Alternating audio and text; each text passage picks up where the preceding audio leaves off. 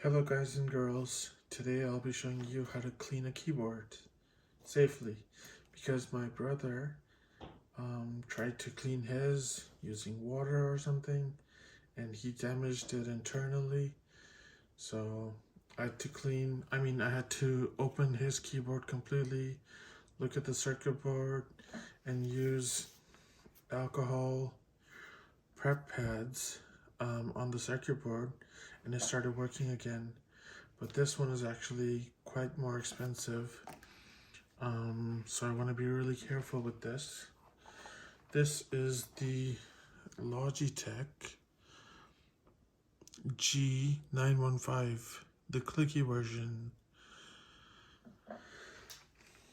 So I'll fast forward the video, and obviously I'm not going to take a macro shot of this, like how messy it is, because it is quite messy. So another thing I'm gonna use is this. It's like a dual function thing. It is a vacuum cleaner that is safe for electronics, and it is also a dust blower. Like you know those compressed air cans. It's kind of like those, and the only thing is I have to like